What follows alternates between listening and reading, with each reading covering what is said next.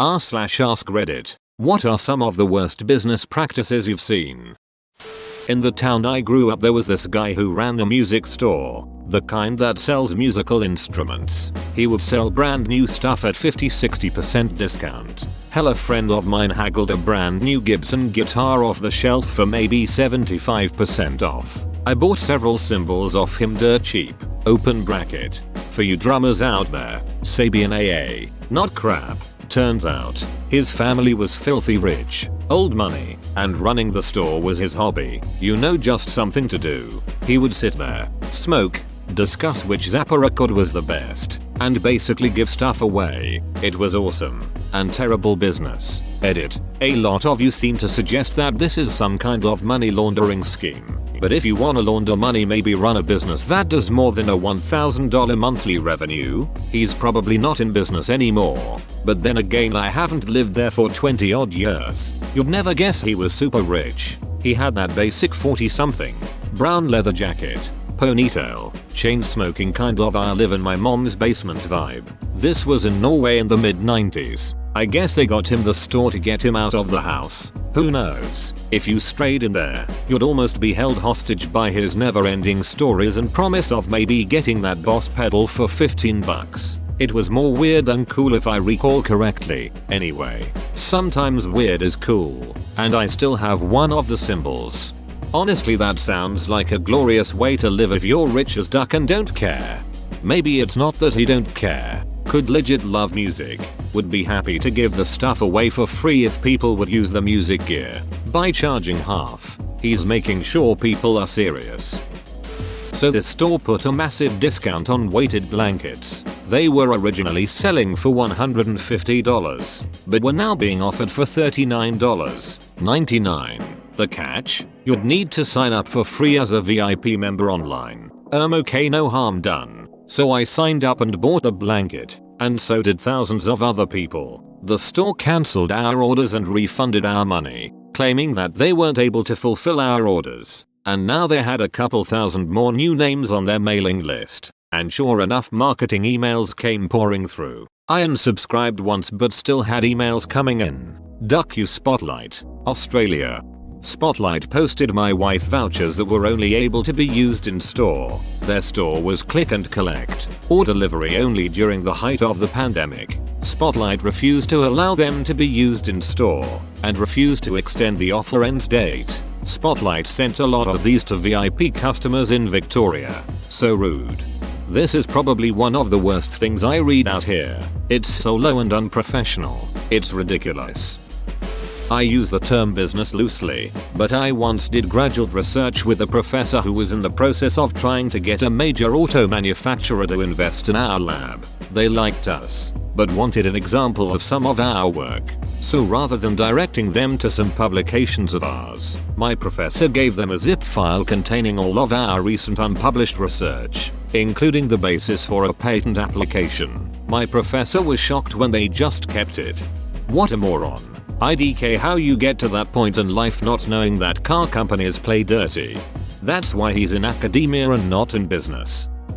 Any company service that allows you to sign up using the internet with minimal verification but requires you to either produce it, bills, proof of address, or show up in person to cancel that service. If I can set it up via the internet, I should be able to cancel using the internet too. You mean Planet Fitness? Yes, I moved to a whole new state and they refused to let me cancel or go into a location in the new state to cancel because it wasn't my home gym or whatever they call it. I hate them. I heard this one from a friend. She worked at a dog kenneling business that would tour prospective clients through the front of the building and show off how each dog would get its own indoor/outdoor run area and specialized attention, etc. Then when Thanksgiving and Christmas came and they got more bookings than they could accommodate, they set up cages and stacked kennels in a back room and people were paying big dollars thinking that their dogs were in a nice roomy pen while the business crammed as many dogs as they could into these basic cages. It was shameful. This is why it's good to find ones that give you 24/7 video access. How dare they? Bodicums for dogs. Trying to get employees to quit. My managers at fast food didn't want to keep long-term employees due to having to pay them more, and firing them means unemployment costs. Us quitting means no unemployment and not having to give raises. Edit. Thanks for all the upvotes and the award. Never thought it would get so popular. To answer a question as to why I didn't force them to fire me. Broke college student. They had flexible hours and I got a free meal. Union, chain, just don't give raises. I mean I would, as I'm not a jerk, but a jerk could just not. When I worked at a corporate Taco Bell restaurant, they would not give management raises until they got reviews about every employee at the store. I worked as a food service manager for a large hotel chain. Let's call it Chariot Hotels. The general hotel manager wouldn't approve repairs, replacements of equipment unless we were expecting an inspection in the next 2-3 months. The immediate bad effect of this was a lot of negative reviews. Our ice maker broke, so we had to send employees to the other side of the hotel to get ice from an ice machine to make iced coffee, smoothies, etc., resulting in extremely long wait times for iced drinks. We also lost money because a lot of the cold food, like chicken salad, can be made in bulk and stored for a few days in the fridge. Unfortunately, half of our fridges didn't cool properly, so we had to make a lot of foods fresh every day and discard a lot of food. Lastly, I quit when I got tired of requesting repairs that never happened. 2 weeks later, they got an early inspection and an exceptionally bad score for a chain. They passed, but just barely. The general manager blamed it on the former food service manager, me, and I believe she still manages the hotel to this day. Yeah, I used to work for their rival Hilton and we'd get inspected, and every time the maintenance team failed, every time I put out a maintenance request, they'd ignore it. It was one full-time guy and one part-timer, and the full-time guy would be lazy and the part-timer would get blamed. Ah yes, Hilton and Chariot lol. I wonder if Byatt and Romney were just as bad lol. I used to serve at a restaurant where we wore pagers that buzzed us when a table's food was ready. Good idea, right? Well, the owners had the policy that you had to immediately go pick up the food no matter what, and that included if you were in the middle of taking another table's order. They said that people understand and are cool with it. Of course they weren't though. Every time I stopped taking a table's order and went and got the food, they were totally pissed off. I could not believe the owners did not understand why literally no other restaurant on the planet does it that way. I can't imagine that anyone was understanding or cool with it. No, everyone hated it. I actually got fired because I stopped following the policy and kept taking orders no matter what. I worked for a big car rental company in the returns department. They would push us to find and charge customers for any new damage on their cars by awarding bonuses on top of our monthly salary. We were given mirrors to look for scratches under the cars where customers would normally not have checked before they rented the car, often leading to heated arguments over if it really was their fault or not. The company did not care either way and made us charge their insurance deposit if they refused to pay. The daily verbal abuse and stress from being sandwiched between my managers and angry customers has definitely left a mark on my mental health, and I will probably never work in the traveling industry again. I sort of felt this. Thanks for confirming. I once rented a Porsche for a weekend. Literally drove to my girlfriend's, 50 miles, stayed the weekend, drove back again. Car was still immaculate. Dropped it off. Nothing said. 2 months later get a charge on my card for £1,000. So I call them up. They say the windscreen was chipped and needed to be completely replaced. The windscreen was fine. So argue this with them and call up my credit card. Get them to put a hold on that charge. Tell the car company. Get me some proof. Time goes by. Nothing. I call them back. They say they're still waiting. This goes by. Still nothing. I call them back. The girl says it's been repaired at a different branch. It was £90. So I say, hold on, you're charging me £1,000. Yes, but you just told me it was £90. No, I didn't. Yes, you did. Do you record all your calls? Yes, we do. Then I want a copy of this call under the Freedom of Information Act. Specific UK legislation. She puts me in hold. Comes back in 5 minutes. Will waive all charges. 2 months later, they still haven't cancelled the charge to my card. So I call them, hello. What are you playing at? Oh, we've lost your car hire voucher. The one you gave us when you collected the car. You need to send us your copy. No, I don't. You just need to cancel the charge. But we need a voucher, and we've lost yours. So we need you to send us yours. No, you obviously had my voucher, because you handed the cars over to me. If you've lost, that's your fault, and your problem. You cancel the charge immediately, and go looking for this lost voucher in your own time.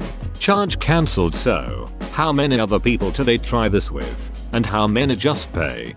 This is sadly very common amongst car rentals. My best and most sincere advice for everyone that is going to rent a car is to not rent from the companies that advertise the lowest prices. They are more likely to screw you over for stuff like this. Instead, settle for the more expensive and established companies, as they care more about their customer ratings other than small dents and scratches. And no matter what, get the best insurance you can get. Edit. Also document the car's condition before you drive off with photos. I briefly worked at a FedEx shipping center. The first hour of orientation was basically, if you even think the word union will end your ducking bloodline. First job ever was at Walmart. They too had an anti-unionizing video during orientation, to the tune of "Organizers just want to take your money." Sam's Club, being an offshoot of Walmart, has the same video. It was, no kidding, the first and only thing they really cared about showing us. The rest of the training didn't really matter. My wisdom tooth operation was ducked up, which they under-anesthetized me for. So I went back 2 days later. They admitted their fault and that they would fix it there and then, but it would cost me equivalent $500. I said, no way. This is your screw up. They eventually agreed. I took the woozy pill they gave me, as it was gonna be big work in there. Operation went as planned, and while I was not even with it, they charged me the money, then booted me out onto the street. I was almost hit by a bus as I had no awareness of anything. Found it all out later on from a friend who happened to be passing and saw me playing with cars on a dual lane road, and B, an acquaintance in the waiting room who had watched me pay. Ironically, I was there due to their daughter's recommendation. Reminds of when my Nana got work done at Aspen Dental. She was told her insurance covered it. Well, weeks go by and she gets a bill from the dental place. They said the insurance didn't cover it, so she had to pay, which she did. A week later, her insurance contacts her asking if she was going to pay. Why did she ask them to pay? Turns out that the dental place was lying and trying to double bill everyone. My Nana turned over all the evidence to insurance company and they raised holy heck at the dental place. They immediately refunded my Nana's money, with apologies saying that they made a mistake. I've heard so many horror stories about Aspen Dental. Major banks sorting your transactions when you have a low balance in such a way to maximize overdraft fees. Honestly, overdraft fees in general. Many banks will charge you an overdraft and deny the transaction, because apparently it costs them $35 to deny a transaction. Perhaps the easiest way they could prevent overdrafts that aren't the account holder's fault would be to ban demand drafts that are not accompanied by a court order. As it stands, with most auto-pay agreements, the company sends a demand draft to the bank. They have the freedom to request more money than what you agreed to. We dropped an insurance company because they tripled our premium without warning. Open bracket. It's also how the Nigerian oil scam works. They use the info pass to issue demand drafts and clean out your account. With real banking services, you tell your bank how much you want to pay vendor X every month, and they cut a check to that vendor every month. If your vendor wants to up the amount, they have to get you to agree to it first. Because Bank of America was sued in a huge class action lawsuit, they have actually changed these practices. If your account gets overdrawn now, they send you a notice that you have 3 days to bring the account out of the red, before they charge you $35 NSF charge. It is a pretty good way to do it now. My local Subway and their perpetual stew of meatballs. Every day they make meatballs to be used on their meatball marinara sandwich, but every day they never use all of them, so they put the leftover ones into the refrigerator to be used the next day. This is fine. You can get away with it since it's held in appropriate temperatures during the day and kept refrigerated overnight. The problem comes after they make more. Instead of keeping the old and new batch of meatballs separate, they cook off new meatballs and just add them to the old meatball container. So technically there could be one meatball floating around in there that is months old before it finally gets scooped up and placed on a sandwich. Eat fresh is the biggest false advertising. It's good advice. Notice they don't say eat fresh at Subway.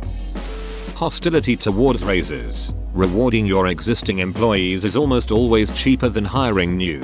I've had a manager that scoffed at a single 3% raise for someone who had no raise for 5 years. Good luck hiring a new person with that experience and for less money.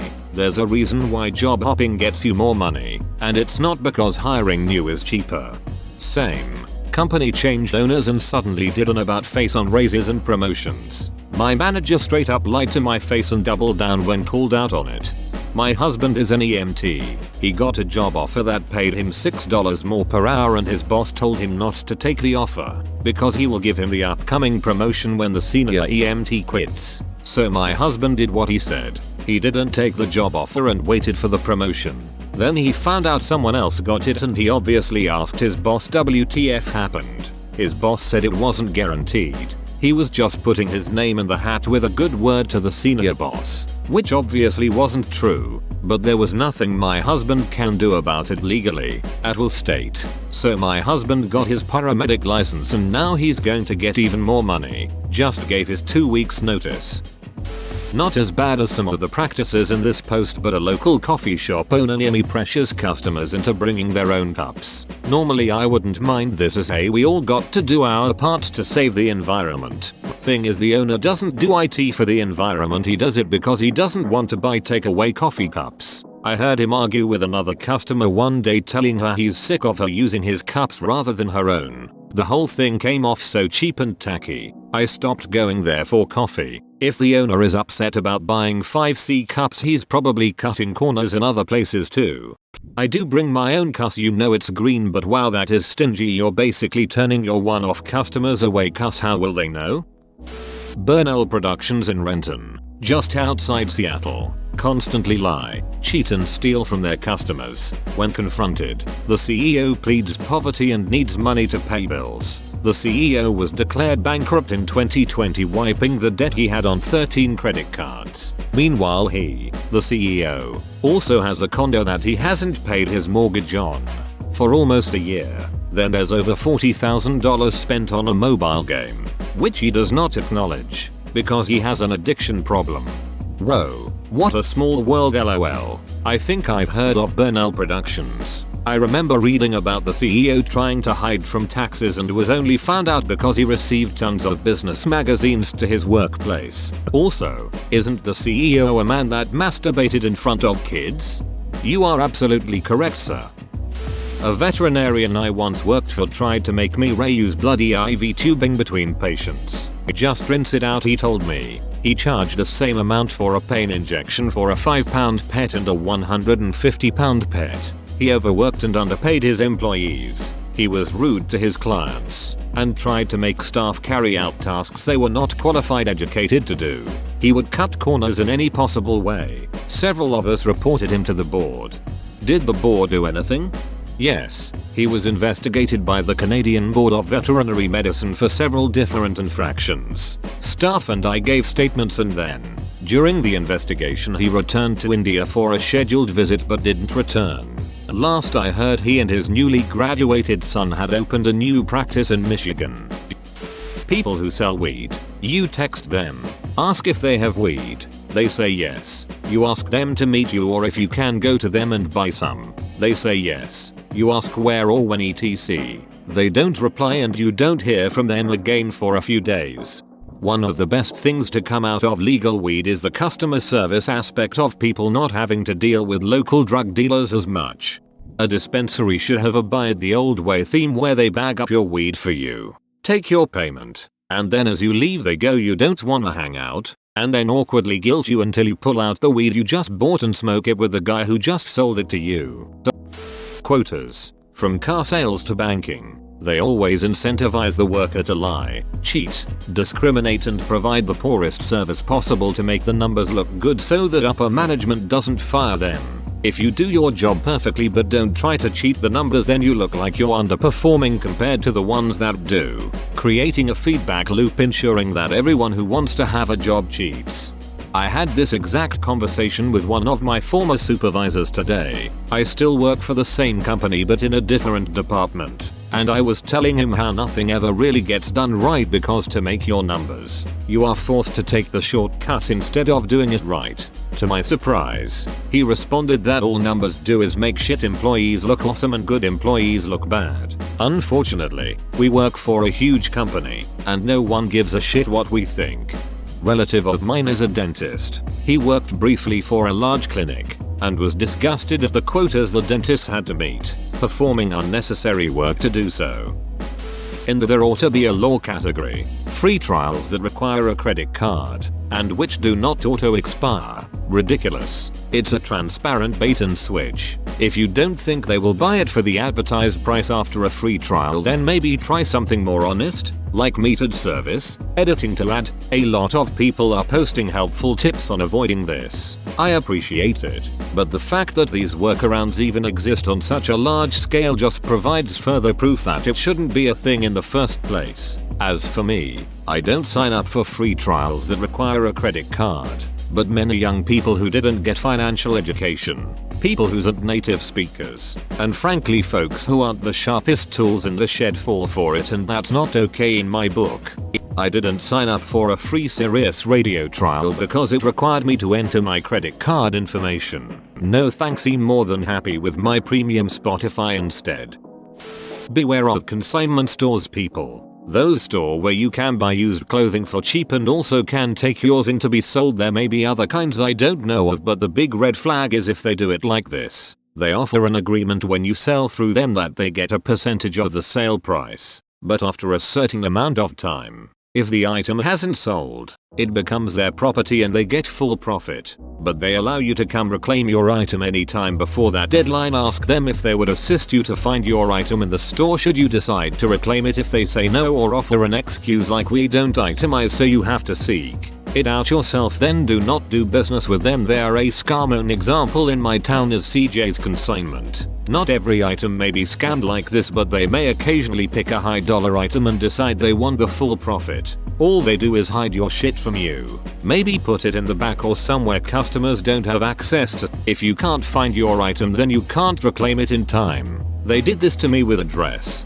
Kind of hard to miss a big ass gown amongst shirts and pants. And then after my deadline, my dress magically reappears, now property of CJ's. Even former employees started sharing stories online of how they would hide people's shoes or bags or whatever so they couldn't claim them before the deadline. Only trust a consignment store that will help you reclaim your item. Or better yet, don't do business with any that have deadlines like that, if such a thing exists.